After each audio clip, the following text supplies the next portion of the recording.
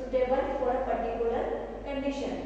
Bed making एक ऐसी technique है जिसको आप क्या करते हो, डिफरेंट टाइप्स की बेड मेकिंग होती है जिसमें पेशेंट कंफर्टेबल फील करे। Okay, and purpose of bed making, purpose means उद्देश्य, हमारा मेन उद्देश्य क्या है, हमारा मेन एम क्या है, to provide clean and comfortable bed to the patient. हम पेशेंट को क्या प्रोवाइड करें, clean and comfortable bed provide कर सकते हैं ताकि पेशेंट कंफर्टेबल फील करे।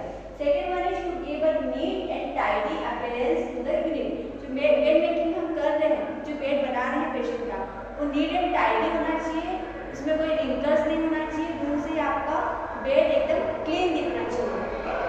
Third one is to keep it ready for any emergency. Any emergency condition जो भी हो, फॉर एग्जाम्पल पेशेंट अगर सर्जरी से आया है तो सर्जरी के बाद में भी आपका बेड रेडी होना चाहिए, जिसको बोला जाता है post operative bed. And fourth one is to prevent infection. आप इन्फेक्शन से भी प्रिवेंट कर सकते हो क्योंकि आप डेली क्या करते हो, बेडशीट चेंज करते हैं तो पेशेंट का बेड बनाते हो। Okay, and fifth one is to provide active and passive exercise to the patient. Okay, active and passive exercise मतलब क्या होता है, मतलब आप क्या कर सकते हो, पेशेंट को पैसिव एक्सरसाइज मीन्स पेशेंट की हेल्प कर सकते हो एक्सरसाइजिंग के लिए, एंड एक्टिव मीन्स पेशेंट खुद करता है सेल्फ एक्टिव। पेशेंट क्या करेगा, एक्टिव मतलब खुद भी कर सकता है नीट एंड टाइडी, या फिर हम क्या कर सकते हैं, हम पेशेंट का बेड बना सकते हैं। ओके, एंड फिर sixth one is to stabilise interpersonal relationship. Patient और नर्स के बीच में एक आईपीआर मेंटेन होना चाहिए, इसको बोला जाता है इंटरपर्सनल रिलेशनशिप। क्योंकि इंटरपर्सनल रिलेशनशिप मतलब क्या होगा कि आप पेशेंट से बात कर रहे हैं, ठीक है, जब भी आप बेड मेकिंग करते हैं तो आप पेशेंट से क्या कर सकते हैं, उसके साथ ही साथ प्रोसीजर के साथ में आपको क्या करना है, पेशेंट से बात भी करना है उसको, और पेशेंट की जो बातों को समझना भी है, पेशेंट की बातों को सुनना भी है, और आप भी डिस्कस कर सकते हो। ठीक है, जिसको बोलते हैं इंटरपर्सनल रिलेशनशिप। पेशेंट अपनी प्रॉब्लम को नर्सेज के साथ में शेयर कर सकता है। Okay, understood. And seventh one is to economise the time, material and energy. आपके पास टाइम कंज्यूमिंग होता है, टाइम इतना नहीं लगता है, ठीक है, और मटेरियल आपके पास क्या है, बेड से है, तो एनर्जी के साथ में कर सकते हैं। पानी and to teach relatives how to take care of the patient at home. Okay, तो जो अटेंडर्स होते हैं पेशेंट के साथ में जो आते हैं, फैमिली मेंबर्स, उनको भी आप टीच कर सकते हो, उनको भी आप बता सकते हो कि किस तरीके से बेड मेकिंग किया जाता है। पेशेंट के कंफर्टेबल के लिए आप क्या कर सकते हो, अगर पेशेंट को पेट में दर्द हो रहा है, हॉट वाटर बैग रख सकते हैं। ओके, और बेड मेकिंग कैसी होना चाहिए, नीट एंड टाइडी, जिसमें रिंकल्स नहीं होना चाहिए, ताकि रिंकल्स होगा तो पेशेंट को बैक पेन भी हो सकता है या बेड सोर हो सकता है। Understood. And ninth one is to prevent bed sore. मैंने आपको बताया था बेड सोर मतलब क्या होता है कि पेशेंट बेड, अगर बेड रिडन पेशेंट है, पेशेंट बेड पे लेटा हुआ है बहुत टाइम तक, और बेड में क्या है, रिंकल्स है और बेड टाइडी नहीं है, तो क्या हो सकता है, पेशेंट को पीठ में दर्द हो सकता है, और लॉन्ग टाइम तक एक ही पोजीशन में रहने से पेशेंट को क्या हो सकता है, वुंड हो सकता है, घाव बन सकता है पीठ में, और घाव क्या हो सकता है, तकलीफ दे सकता है। Okay, understood, clear. And now coming to the types of bed, first is open bed. आप बेड देख सकते हो क्या है, पूरी तरीके से ओपन बेड, ओपन दिख रहा है आपको, यहाँ पे कोई टकिंग नहीं हुआ है, नीचे से टकिंग नहीं हुआ है, ये क्या है, पूरी तरीके से ओपन बेड। ओके, ये ओपन बेड, जिसमें आप बेडशीट तो बिछा रहे हो, आपने बॉटम सीट बिछा दिया, टॉप सीट बिछा दिया, ठीक है। बॉटम सीट के ऊपर क्या होता है, बेकिंग का सीट कवर होता है, ठीक है, एंड वही बेकिंग का सीट ऊपर ड्रॉ सीट होता है, उसके ऊपर कौन सा सीट है, टॉप सीट, ठीक है। टॉप सीट को भी कवर किया ताकि पेशेंट यहाँ से इजीली जा सके और लेट सके। Next one is frost bed. पूरी तरीके से फ्रोस्ट बेड, पूरी तरीके फ्रोस्ट बेड इसलिए बोला जाता है टकिंग, आप अंदर पूरी तरीके से टकिंग कर रहे हो, पूरा क्लोज दिखना चाहिए। पोस्ट ऑपरेटिव बेड मैंने आपको कल भी बताया था, पोस्ट ऑपरेटिव बेड जिसमें क्या है, आपने बॉटम सीट बिछा दिया, मेकिंग टॉस और ड्रॉ सीट बिछाया है, फिर टॉप सीट के साथ में क्या है, ब्लैंकेट है, और आपने सिर्फ ट्रायंगल बनाया, 90 डिग्री पे ट्रायंगल बना के आपने फोल्डेड किया, ताकि यहाँ पे आप हॉट वाटर बैग भी रख सकते हैं, हॉट वाटर बैग, ताकि पेशेंट लेटे और पेशेंट को जब पेट में दर्द हो रहा है, जहाँ पे सर्जरी हुआ है, पेन हो रहा है, तो आप क्या कर सकते हो, हॉट फर्मेंटेशन से अप्लाई कर सकते हो, पेशेंट को उससे क्या होगा, रिलीफ होगा, कंफर्टेबल फील होगा। और आप उसको ब्लैंकेट, पेशेंट को ठंड लगती है after surgery of the patient, तो क्या होगा, उसको आपके उसको ब्लैंकेट उड़ा सकते हो, या फिर हॉट वाटर बेड नहीं चाहिए तो आप उसको रिमूव कर सकते हो। ओके, कौन सा ओपन है, open bed, close bed and post operative. आप देख सकते हैं टाइप्स ऑफ बेड में open bed, close bed, occupied bed, इसमें क्या है, पेशेंट लेता है, पोस्ट ऑपरेटिव बेड, सर्जरी के बाद वाला bed, cardiac bed, cardiac bed इसलिए बोला जाता है क्योंकि कार्डियक पेशेंट्स होते हैं, सर्जरी होती है, हार्ट की सर्जरी होती है, तो कार्डियक बेड में क्या होता है, कार्डियक डिफरेंट मतलब अरेस्ट होता है या ब्रीथिंग डिफिकल्टी होता है, पेशेंट को सर्जरी हो चुकी है तो उसके लिए कार्डियक बेड बनाया जाता है, इसमें फाउलर पोजीशन दिया जाता है, हम डिस्कस करेंगे। एम्पुटेशन बेड, एम्पुटेशन बेड का मतलब होता है किसी का पैर कट हो गया, एम्पुटेट होना मतलब कट हो जाना है, कोई भी अपना जो ऑर्गन है कट होना, हाथ कट हो जाना, पैर कट हो जाना, उसके लिए भी बेड बनाया जाता है। फ्रैक्चर बेड, फ्रैक्चर हुआ है पेशेंट को उसके लिए बेड बनाया जाता है, therapeutic bed, we will deal one by one. Okay, ये देख सकते हो आप, अगर पेशेंट अनकॉन्शियस पेशेंट है या सेमी कॉन्शियस पेशेंट है, खुद से काम नहीं कर सकता है, उठ नहीं सकता है, बैठ नहीं सकता है, तो आपको क्या करना पड़ेगा, पेशेंट को करवट दिलाना है, लेटरल पोजीशन करवट दिलाना है, और साइड ही साइड क्या कर सकते हो आप, बेडशीट बिछा के, पहले बेडशीट बिछाना, उसको फोल्ड, आधा फोल्ड किया, फिर वापस पेशेंट को इधर करवट दिलाना है, फिर फोल्डेड है नीचे से निकालना है, हो जाएगा bedsheet. Okay, bed clean tray containing, आप देख सकते हैं equipment needed, clean tray containing, first is आपको क्या रखना है, ट्रे में आपके पास ट्रे है, ट्रे में आप क्या कर सकते हो, पेपर न्यूज़पेपर्स होते हैं उसको आप कट करके आप इसमें रख सकते हो, ठीक, प्रॉपर सेट करके। आपने बॉटम सीट रख दिया, आपकी सीट ऐसे फोल्डेड होना चाहिए, neat and tight, bottom seat, draw seat पतला होता है, जो मैकिंटोश के ऊपर कवर होता है, छोटा वाला सीट उसको बोलते हैं draw seat, Macintosh, top seat भी होता है, एंड पिलो कवर भी होना चाहिए। Okay, and gloves,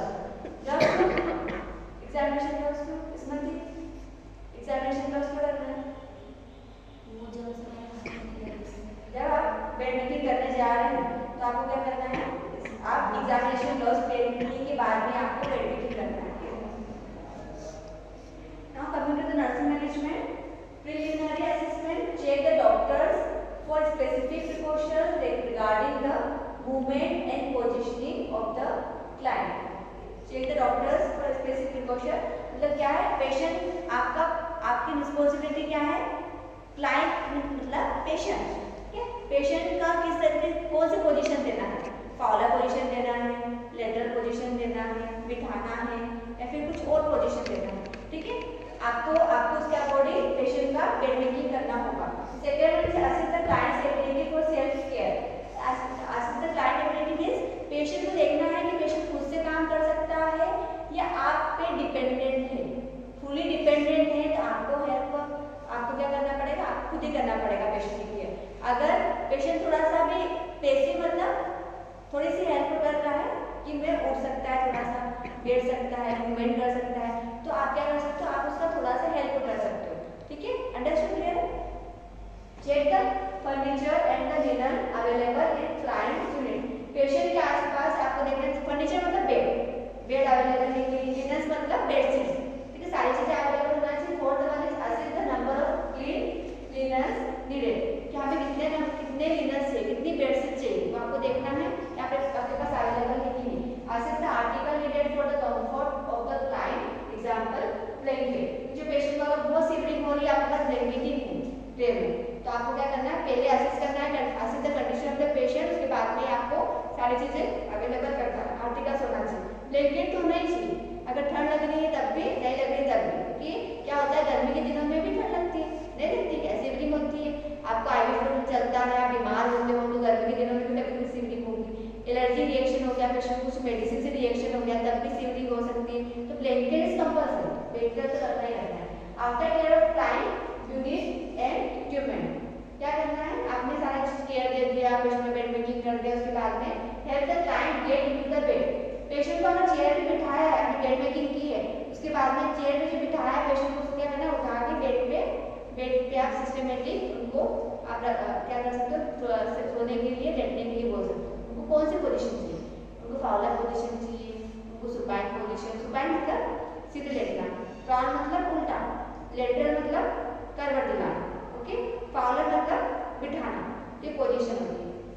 replace the comfort device used, जो आपने कंफर्ट डिवाइस यूज किया था वो रिप्लेस करना है। And see that the whole unit is neat and tidy before you leave the unit. अगर जब आपका काम हो गया, आपने बेड मेकिंग कर दिया, आप क्या कर रहे हो, डिस्कार्ड करने जा रहे हो, आप बाकी रिप्लेस करने जा रहे हो चीजों को, तो आपको क्या करना है, पेशेंट देखना है, देख के ही जाना है कि पेशेंट यूनिट टाइडी है या नहीं। यूनिट मतलब बेड टाइडी है या नहीं है, बेड के साथ साथ लोकल भी टाइडी होना चाहिए। So the infected linen in black bucket with 0.5% antiseptic solution. अगर जो लिनन्स होते हैं, एक लिनन क्या होता है, आपको लिनन्स को डिस्कार्ड करने होते हैं, एक ब्लैक बकेट होती है, उसके अंदर आप क्या करते हो, उसके अंदर लिनन्स को डालते हैं, उसके अंदर एक सॉल्यूशन होता है, इसका नाम होता है 0.5% सोडियम हाइपोक्लोराइड सॉल्यूशन। क्या है बोलो, 0.5% हाइपोक्लोराइड सॉल्यूशन। बोलो सर, कितना परसेंट, 0 बोला, पॉइंट के आगे होता है 0.5% सोडियम हाइपोक्लोराइड सॉल्यूशन, जो ब्लैक बकेट में होता है। तो ब्लैक बकेट कौन सा, 50 लीटर ब्लैक बकेट होता है, इसके अंदर ऑलरेडी सॉल्यूशन भरा होता है, ठीक है। सॉल्यूशन में जो भी पॉजिटिव पेशेंट होते हैं उनका लिनन्स आप डिस्कार्ड उसके अंदर डिप कर सकते हो, okay. And perform hand washing, hand washing भी करना है before and after the procedure, hand washing जरूरी है। एंड रिकॉर्ड द प्रोसीजर जो आपने किया है उसको रिकॉर्ड भी करना है कि आपने कौन सा बेड बनाया है, ओपन बेड बनाया है, क्लोज बेड बनाया है या पोस्ट ऑपरेटिव बेड बनाया है, understood. Next is sponge bath, ये बेड मेकिंग आपको, ठीक है ना। स्पंज बाथ आप देखोगे, स्पंज बाथ होता क्या है, एनीबॉडी नोस, पेशेंट को क्लिक कर देखो sponge bath, sponge bath means अगर पेशेंट अनेबल है खुद का काम करने से, अगर सेमी कॉन्सेंट्रेशन है, अनकॉन्सेंट्रेशन है, खुद का काम नहीं कर सकता है, खुद नहा नहीं सकता है, ब्रश नहीं कर सकता है, उठ नहीं सकता, बैठ नहीं सकता, तो आपको क्या करना पड़ेगा, पेशेंट फुली डिपेंडेंट है तो आपको स्पंज करना होगा, ठीक है, फेस से लेके पूरी बॉडी तक। स्पंज मतलब आपको थोड़ा सोप भी लेना है, वाटर भी लेना है, जैसे पेशेंट नहाता है वैसे आपको भी पेशेंट को बेड पे हिलाना होता है, स्क्वीज करके पूरा गिला नहीं करना है पेशेंट को, लेकिन स्पंज करते हैं साथ के साथ आपको बेडशीट भी चेंज करनी होगी। Definition, bed bath refers to the, sponge bath also known as bed bath, इसको आप बेड पे बाथ दे रहे हो, इसको आप बेड बाथ भी बोल सकते हो। Bed bath refers to the bath given to the patient who is confined to bed and who is not physically or mentally capable of self care। Patient बेहोश है, खुद का काम नहीं कर सकता, फिजिकली भी नहीं कर सकता ना मेंटली, उसको वो होश में है कि मेरे साथ क्या करने जा रहे हैं, ठीक है। तो आपको क्या करना है, पेशेंट को लेटा हुआ है, आप बेड पे ही बेड बाथ देना होता है पेशेंट को। इसके ऊपर आप फेस से लेके टो तक, हेड टू टू आपको पेशेंट को बेड बाथ देना होगा। टाइप्स ऑफ बेड बाथ, एक सीज बाथ होता है, हम पढ़ेंगे क्या होता है, वार्म वाटर बाथ गर्म पानी वाला, and cold spongin and technique spongin, ठीक है, हम पढ़ते हैं क्या टाइप्स में। पर्पस ऑफ बेड बाथ, क्यों, क्या उद्देश्य है, मेन उद्देश्य क्या है बेड बाथिंग का, bathing is an important part of personal hygiene, ठीक है। बेड बाथ नहीं देंगे तो पेशेंट का पर्सनल हाइजीन कैसे मेंटेन होगा, पेशेंट को और इन्फेक्शन हो जाएगा हॉस्पिटल का, ठीक है। तो आपको पर्सनल हाइजीन मेंटेन करने के लिए, पेशेंट का मेंटेन करने के लिए आपको स्पंज बाथ देना होता है। Second is bathing cleanses the skin and makes the patient more comfortable. अगर आप बेड बाथ कर रहे हैं, नहाते हैं, उसके बाद में कितना कंफर्टेबल फील करते हैं, वैसे पेशेंट भी कंफर्टेबल फील करेगा। Third one is stimulates the circulation and relax the patient. Patient का जो सर्कुलेशन होता है, ब्लड सर्कुलेशन, वो भी स्टिमुलेट होगा, ठीक है। आप क्या करते हो, उसको रोटेट करके स्पंज बाथ करते हैं ना, ठीक है, तो क्या होगा, पेशेंट को जो ब्लड सर्कुलेशन प्रॉपर्ली होगा एंड पेशेंट रिलैक्स फील करता है, रिलैक्स फील करेगा। It's good opportunity to serve and observe the client body and communicate with the patient, ठीक है। जब आप प्रोसीजर करते हैं तो पेशेंट के साथ में आप कम्युनिकेट कर सकते हो। अगर पेशेंट सेमी कॉन्शियस है तो बात कर सकते हो, पेशेंट समझता है, पर अनकॉन्शियस पेशेंट जो कोमा में जाते हैं पेशेंट, वो नहीं समझेंगे, ठीक है। तो आप अपना प्रोसीजर स्टार्ट कर सकते हो, मतलब sponge bath. To promote active and passive exercise,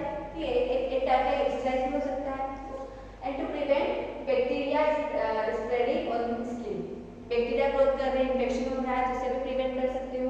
to improve general muscular tone and joints, ठीक है। मसल टोन भी होता है, क्या मूवमेंट भी तो करते हो पेशेंट का, ठीक है। स्पाइन बात करते हैं, पोजिशनिंग देते हैं बार बार, तो मसल टोन को इम्प्रूव करेंगे। And to make client comfort and improve sleep, नहाने के बाद आपने स्पाइन बात देते हैं, उसके बाद में पेशेंट को प्रॉपर्ली अच्छे से नींद आ जाती है। To prevent bed sore, bed sore से प्रिवेंट करते हो तो क्या आप क्या कर रहे हो, बार बार पोजिशन चेंज कर रहे हो और क्या कर रहे हो, स्पंज बात भी दे रहे हो। तो आप क्या कर बैक केयर करते हैं, बैक केयर में आपको बताऊंगी आगे। बैक केयर भी करते हैं, जब मसाज करते हैं, पीठ की मसाज करते हैं, तो वो बेड सोर से प्रिवेंट करते हैं। तो regulation of body temperature, body temperature को भी मेंटेन करते हैं। अगर पेशेंट को क्या बहुत ठंड लग रही है, फीवर आ रहा है, तो स्पंज बात क्या एक कोल्ड टेपिंग भी होता है, ठंडे पानी से। आपकी घर पे देखा होगा मम्मी लोग क्या करते हैं, फीवर आता है तो सिर पे पट्टी रख देते हैं, ठंडी पट्टी रखते हैं। वैसे क्या करते हैं, कोल्ड स्पंजिंग, पूरी बॉडी में कोल्ड स्पंजिंग आप स्पंज कर सकते हो ताकि पेशेंट का फीवर कम हो जाए ना। And to increase the elimination through skin, ठीक है सर, जो भी टेम्परेचर होता है वो भी कम हो जाता है और मेंटेन होता है और स्किन भी क्लीन होती है। ओके, इक्विपमेंट ने क्या क्या इक्विपमेंट की जरूरत है, आप एक ट्रे सेटअप देखो इस तरीके से। बेड लोकर किसको बोला जाता है, कि पेशेंट का बेड लोकर है। क्लियर ट्रे कंटेनिंग क्या क्या होना चाहिए, वॉश बेसिन, आपको बेसिन दिख रहा है बड़ा वाला, इसको बोलते हैं वॉश बेसिन। वार्म वाटर, ये जो दो जग दिख रहे हैं आपको, दो जग, एक में लिक्विड वाटर, कौन सा पानी, ज्यादा गर्म भी नहीं ज्यादा ठंडा भी नहीं, और एक में ठंडा पानी, ठीक है। स्पंज क्लॉथ, स्पंज क्लॉथ भी होना चाहिए, आपको दिख रहे हैं sponge cloth. Okay, sponge cloth क्यों, क्योंकि आप इसे क्या करोगे, स्पंज दोगे पेशेंट को। Okay, and Macintosh with cover, ये यहाँ पे क्या रखा है, मैकिंटोश विद कवर, इसके अंदर रबर का सेट है, उसके ऊपर एक कवर किया हुआ है। Okay, and patient gown, patient का गाउन कंपल्सरी, पेशेंट जो गाउन पहनता है, आपने देखा होगा हॉस्पिटल्स में गाउन होता है, इसके अंदर थ्रेड्स होते हैं, ठीक है, गाउन होना जरूरी है। And bottom seat, bottom seat कहाँ होती है, सबसे नीचे वाली सीट, जो मेट्रेस के ऊपर होती है। एंड टॉप सीट, सबसे ऊपर वाली, ब्रो सीट, जो मैकिंटोश के ऊपर कवर करते हैं। Towel, soap, gloves, oil and powder, इतनी चीज दिख रही है आपको, इतनी चीजें होना चाहिए, फॉर्म में होना चाहिए, इतनी चीजें ट्रे में होना चाहिए। कितना वेल सेटअप दिख रहा है, इतनी सारी चीजों के बाद में भी कितना अच्छे से सेटअप किया। ओके, ये सारे इक्विपमेंट होना चाहिए ट्रे में। क्या आपसे करवाएंगे प्रोसीजर, जब आपका प्रैक्टिकल होगा ना तो एक टॉपिक मिलेगा, स्पंज बाथ आपको लिख के देंगे, स्पंज बाथ आपका प्रोसीजर है। जो भी एक्सटर्नल आपने प्रैक्टिकल लेने तो आपका देखेंगे, आपका ट्रे सेटअप के मार्क्स मिलते हैं, 100 मार्क्स का होता है, ट्रे सेटअप का 25 मार्क्स है, प्रोसीजर का कितना है 15 मार्क्स है, 10 मार्क्स मिलता है। तो आप ध्यान दे दो, ठीक है, कि आपका ट्रे सेटअप कैसा होना चाहिए, आपका ट्रे बड़ा होना चाहिए जिसके अंदर सारी चीजें अवेलेबल हो जाए। ये ऑयल आपको पॉकेट आने वाली, पाउडर, छोटे से पाउडर होता है डब्बी, ऑयल होता है, ये सब आपको पॉकेट आने वाली, सोप भी, छोटा वाला सोप, ये आपको रखना है आपके पास में, ठीक है, जब भी आप प्रोसीजर करने जा रहे हैं।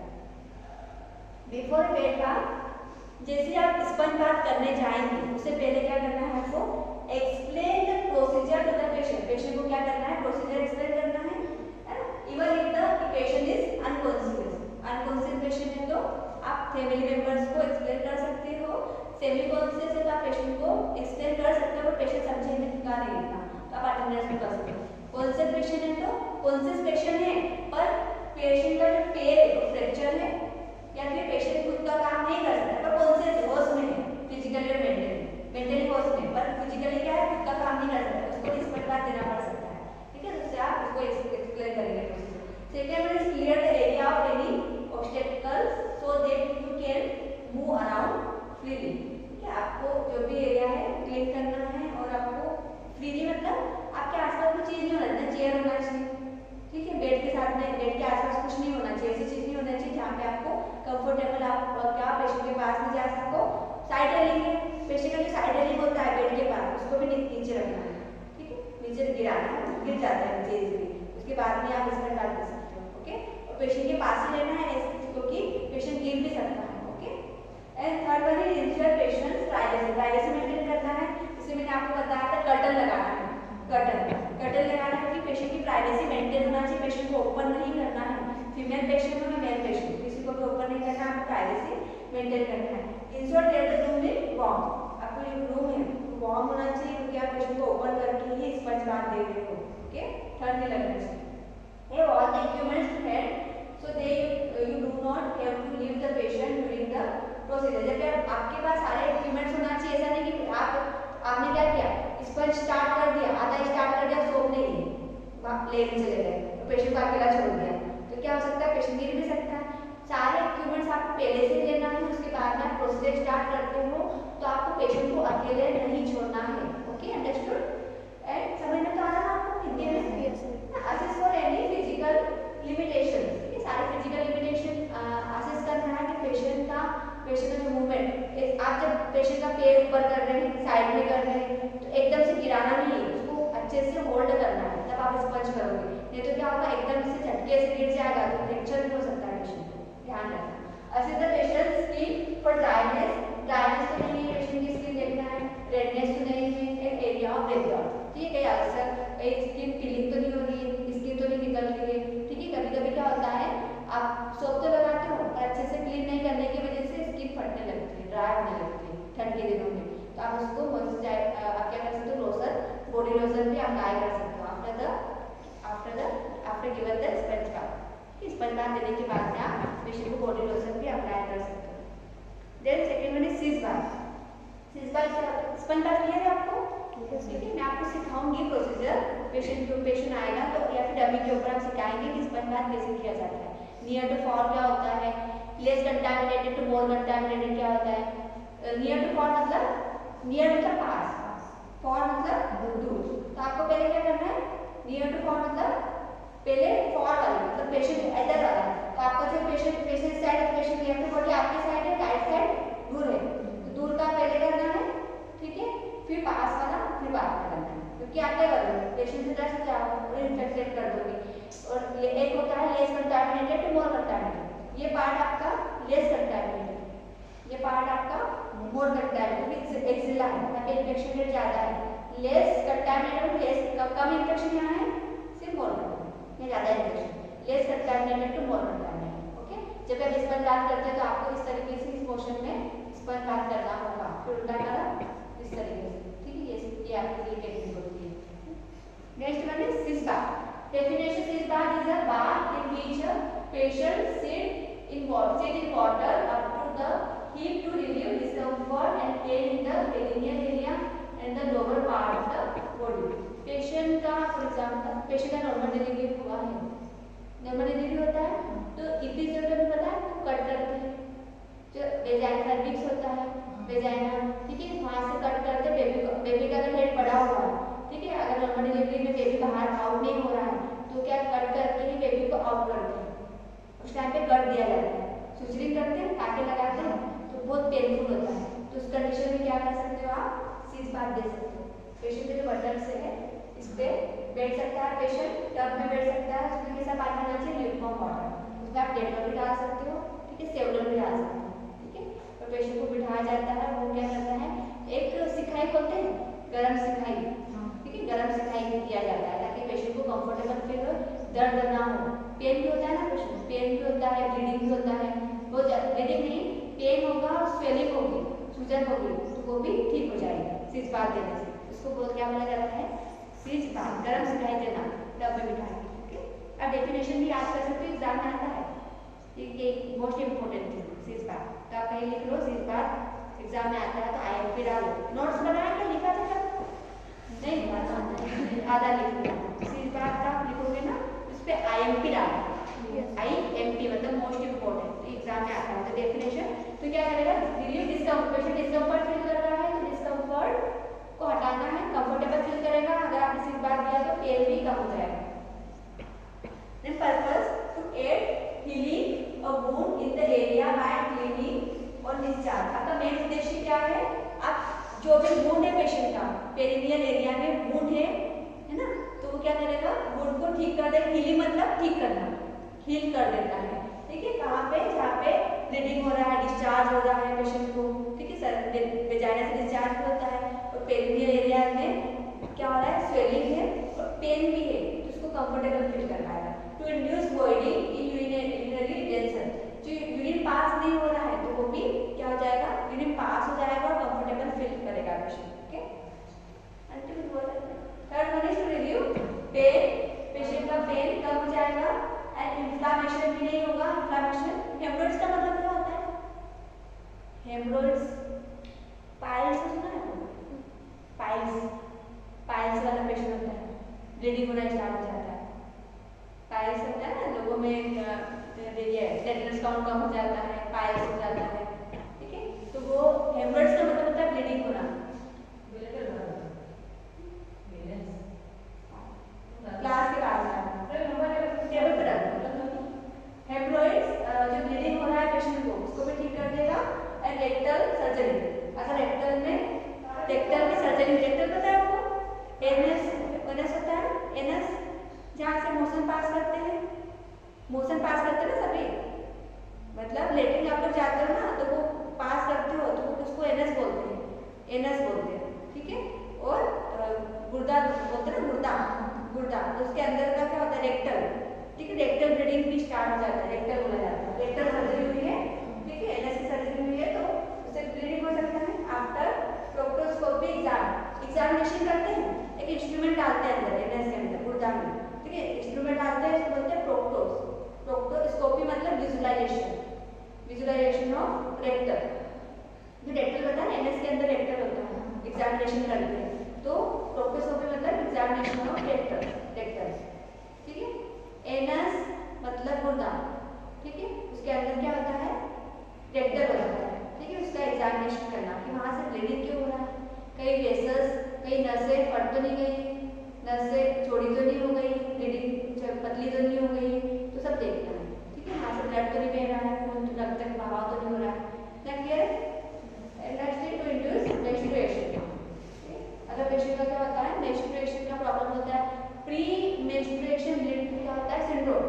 आपको पीरियड्स आने से पहले एकदम से दर्द होता है, पेट एब्डोमिनल टाइटनेस हो जाना, एब्डोमिनल फुलनेस होना, एकदम टाइट लगता है, ठीक है। आपको पेट में दर्द स्टार्ट हो जाता है, ठीक है। तो वो क्या होता है? मेंस्ट्रुएशन फिर आने में भी क्या डिफिकल्टी नहीं होगी, ओके, कि आपके पेट के साथ पत्थर के समान हो जाता है, दर्द होना स्टार्ट हो जाता है, क्लियर ना? आर्टिकल 2 में इस बात में क्या क्या चाहिए आपको? टब होना चाहिए आपके पास, राउंड टब प्लास्टिक वाला, एंड हॉट वाटर बेड, इसके अंदर जग में, एंड ल्यूसियर की सॉल्यूशन। एक सॉल्यूशन होता है जो क्या है? Antiseptic solution. आपने येलो वाला सॉल्यूशन देखा कभी हॉस्पिटल में गए होंगे, जहाँ आता है इसका सॉल्यूशन, वो आपका वो वुंड है, घाव बन के है, उसको क्लीन करते हैं, ठीक है, एक सॉल्यूशन है। तो ल्यूसियर का सॉल्यूशन होगा, इसमें है एंड टॉवल और ग्लव्स, ये आपके पास होना चाहिए, ओके। टब के अंदर पानी डालना है, गर्म पानी, ल्यूकवार्म वाटर, पेशेंट को बिठा सकते हो, उसके बाद में आप क्या कर सकते हो? क्लीन भी तो करना है बाद में, पेशेंट को उठाओगे ना बाद में इस बार, तो 30 मिनट्स या फिर 20 to 30 मिनट्स आप, या फिर 1 घंटे के लिए, 1 घंटे से ज़्यादा नहीं करना है, आप 20 to 45 मिनट्स कर सकते हो। 1 घंटे किया तो पेशेंट को ब्लीडिंग स्टार्ट हो जाएगी और आपकी जो स्किन है वो छिलने लगेगी, पीली होने। आप ज़्यादा पानी में रहते हो तो क्या होता है? कैसे हो जाती है स्किन? एकदम स्किन पीली, स्किन निकलने लगती है। Nursing management, check the doctors order for सीज बाथ। डॉक्टर ने आपको ऑर्डर किया है कि पेशेंट को सीज बाथ देना है, तो आप क्या कर सकते हो? आपको सीज बाथ फाइल में देखना है, सीज बाथ लिखा है तो आपको सीज बाथ देना होगा। Explain the procedure and purpose of the patient. Patient को क्या करना है? प्रोसीजर एक्सप्लेन करना है और क्या उद्देश्य है, क्या हम क्यों कर रहे हैं सीज बाथ, वो भी एक्सप्लेन करना है, क्यों कर रहे हैं, कि पेशेंट को ब्लीडिंग ना हो, पेशेंट को जो दर्द हो रहा है, डिस्कम्फर्ट फील कर रहा है, डिस्कम्फर्ट फील ना करे, है ना, पेन भी ना हो, हेमरोइड्स प्रॉब्लम होती है, पाइल्स हो जाता है, इसको बोलते हैं ब्लीडिंग होना, ठीक है, उसको भी कम कर देगा। मेंसेस नहीं आ पा रहा है, उसको भी रिड्यूस कर देता है, okay. And third one is assist the patient to the tub and position given properly. Patient को टब में बिठाना है और पोजीशन देना है, मतलब प्रॉपर्ली कंफर्टेबल पोजीशन, ठीक है। इतना बटक्स है और एब्डोमेन है वो डीप होना चाहिए पेशेंट का, okay, clear. And check the temperature of water to prevent burning the patient. ज़्यादा गर्म पानी नहीं होना चाहिए तो स्किन जल जाएगी, ठीक है। पेशेंट आपके ऊपर ट्रस्ट कर रहा है, कि क्या ट्रस्ट कर रहा है कि इन्होंने ज़्यादा गर्म भी नहीं रखा होगा, ज़्यादा ठंडा भी नहीं पानी होगा, एकदम से बैठ जाते हैं, ठीक है। आपके ऊपर ट्रस्ट है, ठीक है, आपके ऊपर ट्रस्ट होना नहीं, आपने पहले उंगली डाल के आपका देखना है, टेम्परेचर चेक करना है कि पेशेंट ये पानी का टेम्परेचर कितना है, ज़्यादा गर्म भी है कि ठंडा है, क्या है, ठीक है। तो इसको बोलते हैं ल्यूकवार्म वाटर, बोलो ल्यूकवार्म वाटर, ठीक है, ज़्यादा गर्म भी नहीं, ज़्यादा ठंडा भी नहीं, गुनगुना पानी बोलते हैं इसको, ठीक है। If the patient feel do not touch the floor, a stool can be used to support the feet and relieve pressure on the leg. ठीक है, आपका जो पेशेंट का जो पैर होता है टच नहीं करना है फ्लोर पे। ठीक है, आप एकदम ऊपर होना चाहिए। Stool can be used to support the feet and relieve pressure on the legs. ठीक है, पेशेंट के जो पैर होते हैं ना उस पर ज्यादा प्रेशर नहीं डालना है। ठीक है, इससे क्या होता है इनकेस में पैरों में भी स्वेलिंग आ सकती है, दर्द भी हो सकता है। ओके, तो जो भी पोजीशन दे रहे हो कंफर्टेबल आपको बताना है, सबको सिखाएंगे आप किस तरीके से पोजीशन देना है। Do not leave the patient alone unless it's absolutely certain that it is safe to do so. Patient को कभी भी अकेला नहीं छोड़ना है, पेशेंट के साथ में रहना है, पेशेंट से बातचीत करना है कि आपको अच्छा फील हो रहा है कि नहीं। ठीक है, सारी चीजें आपको एक्सप्लेन करनी होगी पेशेंट को, वो साथ बात भी करना है। इसको बोलते हैं IPR मेंटेन करना, इंटरपर्सनल रिलेशनशिप, और प्राइवेसी का ध्यान रखना है। ऐसे नहीं कोई भी आ रहा है कोई भी जा रहा है। ठीक है, अगर पेशेंट प्राइवेट रूम में है तो डोर लगा के ही आप कर सकते हो, या फिर जनरल वार्ड में, जनरल वार्ड मतलब एक पूरे फ्लोर पे 10-12 पेशेंट है तो आप वहाँ पे एक पेशेंट को अगर 6 बार देना है तो वहाँ पे आप कर्टन लगा सकते हो। ठीक है, कोई आ नहीं। Help the patient out of the tub when the bath is completely. ठीक है, जैसे बाथ कंप्लीट हो जाता है वैसे आपको पेशेंट को उठाना है कंफर्टेबली और पेशेंट को ड्राई करना है और बेड पे ले सकते हो या चेयर पे बिठा सकते हो। Help the patient dry cover patient adequately. ठीक है, जल्दी से जैसे ड्राई किया आपने वैसे ही कवर भी करना है। Okay, understood. And next one is third one is bed care.